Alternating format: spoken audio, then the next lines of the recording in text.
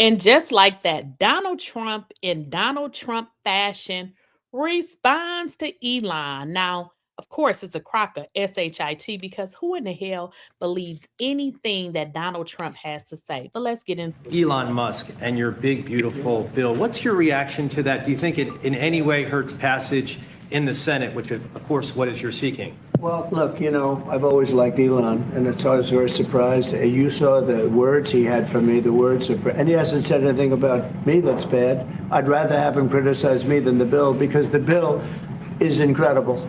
It's the biggest cut in the history of our country. We've never cut. It's about 1.6 trillion in cuts. It's the biggest tax cut. You would say people's taxes will go way down. But it's the biggest tax cut in history. It's we are doing things in that bill that are unbelievable. And when you look at what we're doing for small businesses, for people, for middle-income people, all of the things that we're doing, nobody's ever seen anything like it. And you know, Elon's upset because we took the EV mandate, and you know, which was a lot of money for electric vehicles. And, you know, they're having a hard time, the electric vehicles, and they want us to pay billions of dollars in subsidy. And, you know, Elon knew this from the beginning. He knew it for a long time ago. That's been in there. That's been, I would say, JD, that hasn't changed. That's been right from the beginning, Mr. Secretary. That hasn't changed at all, right from the beginning. But I know that disturbed him.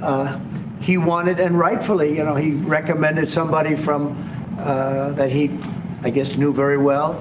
I'm sure he respected him, but to run NASA, and I didn't think it was appropriate. And he happened to be a Democrat, like totally Democrat. And I say, you know, look, we won. We get certain privileges, and one of the privileges, we don't have to appoint a Democrat. NASA is very important. We have great people. General Kane is going to be picking somebody with our, we'll be checking him out and seeing, but he wanted that person, a certain person, and we said no. And, you know, I can understand why he's upset. Remember, he was here for a long time. You saw a man who was very happy when he stood behind the Oval desk, and even with the black eye, I said, do you want a little makeup? We'll get you a little makeup. But he said, no, I don't think so, which is interesting. And very nice. He wants to be who he is, so you could make that statement too, I guess. Look, Elon and I had a great relationship. I don't know if we will anymore. I was surprised because you were here. Everybody in this room practically was here as we had a wonderful send-off. He said wonderful things about me. You couldn't have nicer. Said the best things. He's worn the hat. Trump was right about everything. And I am right about the great, big, beautiful bill. We call it a great, big, beautiful bill because that's what it is. And again, biggest tax cuts in history, biggest economic development moves anywhere. We've never done anything like it. Business is spurred. And I don't know if you've seen the numbers, but the numbers came out. Even the CBO, which is run by Democrats, said that we're going to be doing, you know, I'd like you to discuss it, the 2.8 trillion that CBO. This is a group of people that are Democrats. They're very hostile to us. They just came out with phenomenal numbers, what it does. You want to mention that, Scott? Yes, sir. So what we've seen is we keep hearing from the CBO that there's going to be a large deficit from the bill, which we disagree with, but using the CBO scoring, they came out and scored the tariff revenue. We think it'll be the minimum of $2.8 trillion over the 10-year window, which actually puts the bill in surplus if you include the tariff revenue, which they won't do. It gives you a tremendous surplus, but we're not allowed to use that. For some reason, they say scoring. Nobody knows what scoring means. Maybe a couple of people, but nobody. Somebody sits in the background. They say, well, we're not going to allow that. They're not allowing other things that we have that are tremendously profitable for our country. But if you saw the other day, CNBC, they came out with numbers, and the people on the show, very good people, I've watched them for a long time, they couldn't believe the numbers, how good they are. The numbers were incredible, and that was personal income and also very low inflation. We have very low inflation. We're down to 2% now, and maybe even lower than that. And when I took it over, it was a mess. Remember, we had the worst inflation probably in the history of our country. They say 48 years, but let's say I think it's worse than that. So we had the worst inflation in the history of our country under the Biden administration. Now we're down to a beautiful number, 2%. You'd actually like to keep it there. Better than zero is 2%. It's going down maybe to 1, and 1% is like perfect.